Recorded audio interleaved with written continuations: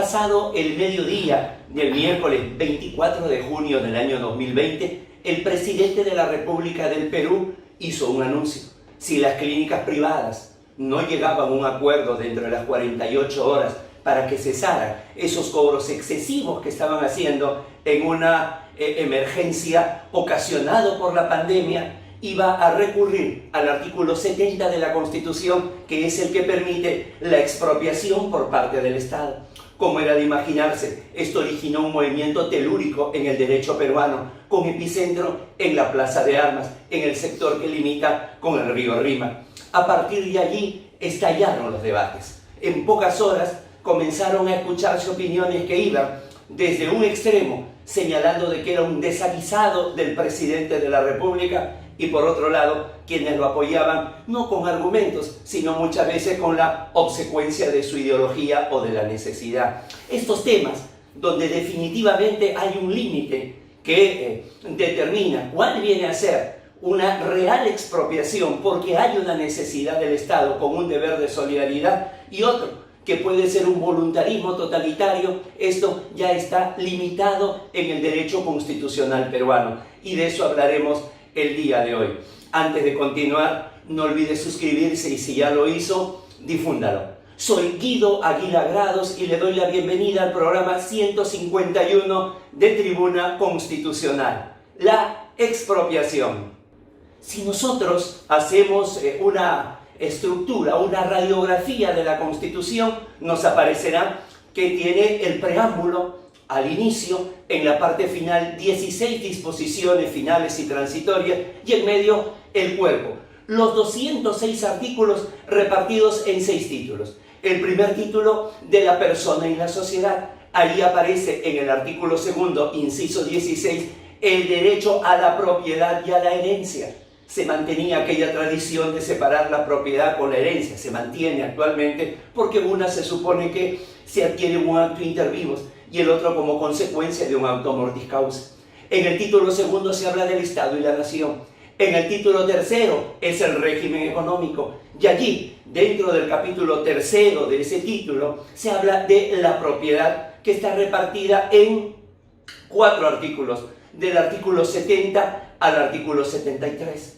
En el título cuarto se habla de la estructura del Estado. Ahí están los poderes del Estado más los órganos constitucionales autónomos. En el quinto, de las llamadas garantías constitucionales, las que protegen derechos fundamentales y también valores constitucionales. Y por último, en el título sexto se habla de la reforma constitucional, ese necesario cambio de piel, esa necesaria reinvención que tiene que hacerse el texto constitucional.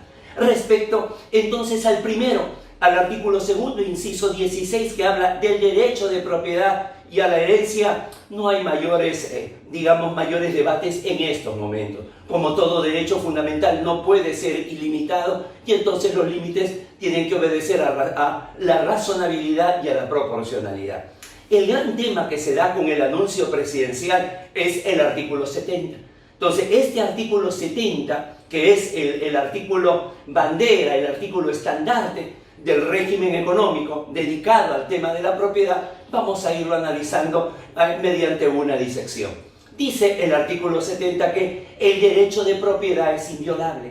Si comienza con esto, ya damos por descontado que toda la excepción que venga más adelante debe ser justamente eso, debe ser un último recurso, debe ser una última ratio, es decir, se han debido de agotar otros mecanismos que prevé la Constitución y seguramente la Ley de Desarrollo Constitucional, la Ley de Expropiación al respecto. Pero no solamente dice que la propiedad es inviolable, sino que señala el Estado la garantiza, para luego seguir diciendo que se ejerce en armonía con el bien común y dentro de los límites de la ley, para luego ya comenzar el ámbito referido a la excepción, cuando dice a nadie puede privarse de su libertad a excepción de... Y aquí es donde comienzan lo que para nosotros son los candados que se han colocado a la propiedad, y que todos esos candados, que son 3 y además copulativos, tienen que abrirse para dar paso a una expropiación. El primero de ellos que establece que la excepción es por motivos de seguridad nacional y por motivos de necesidad pública. Parece claro que en tiempos de pandemia lo primero queda descartado y que más bien es lo segundo. Sin embargo, acá se nota una enorme diferencia con lo regulado en la Constitución de 1979, que señalaba en caso de necesidad pública y en caso de interés social. Y ya sabemos que es una norma de la teoría general del derecho que mientras la normatividad sea más abierta, queda a mayor grado de discrecionalidad, no solamente del juez, sino también del legislador, o en este caso, del pedido realizado por el presidente de la República, de tal forma que aquí la necesidad pública habría que señalarla si es que realmente era necesario poder realizar esa denominada expropiación, o era solamente lo relacionado a los cuidados intensivos, o era solamente una parte del servicio que se brinda y que podía estar conectado con el servicio de salud estatal.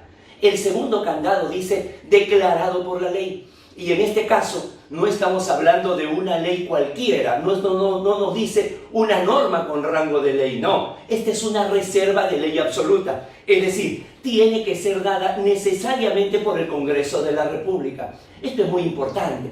Esto es muy importante porque el presidente de la República no dijo solicitaré al Congreso, sino lo anunció como si dependiera de un acto propio. Y aquí podían darse diversos escenarios. El primero de ellos es que el presidente, ya lo hizo anteriormente, haga el pedido acompañado de una solicitud de confianza, es decir, casi una presión para que esto se apruebe. En segundo lugar, otro escenario posible era el hecho de que lo pide el Poder Ejecutivo y el Poder Legislativo lo apruebe. Finalmente son poderes mayoritarios que normalmente responden a lo que la popularidad o a lo que la opinión pública le señala. En ese sentido, si es que había algún exceso, ahí está el Poder Judicial y el Tribunal Constitucional, que como órganos jurisdiccionales, al contrario, son contramayoritarios. El Poder Judicial podía medirlo a través de un amparo contra leyes, debido a que esta ley podía afectar derechos fundamentales. Y claro, ya el mismo tribunal había señalado en la sentencia Meyer-Sack y Persolar-Sack que las personas jurídicas también tienen derechos fundamentales, o también podía ser filtrado por el Tribunal Constitucional vía un proceso de inconstitucionalidad. Por último, el tercer filtro es el pago efectivo de un justiprecio. Este último candado pareciera que se soluciona con la parte final del artículo 70, cuando nos dice que se puede judicializar la contestación del valor de la propiedad si es que el justiprecio no satisface al propietario. De tal forma que no era tan fácil, tan simple al parecer este anuncio. Fíjense que inclusive se podían dar tres escenarios de inconstitucionalidad. En resumen, el primero, que se dé una ley que no nazca del Congreso, inconstitucional. El segundo, que se dé una ley que nazca del Congreso, pero que no esté debidamente motivada en lo que viene a ser necesidad pública. Y en tercer lugar, que se dé una ley del Congreso motivada, pero que no fije un justiprecio.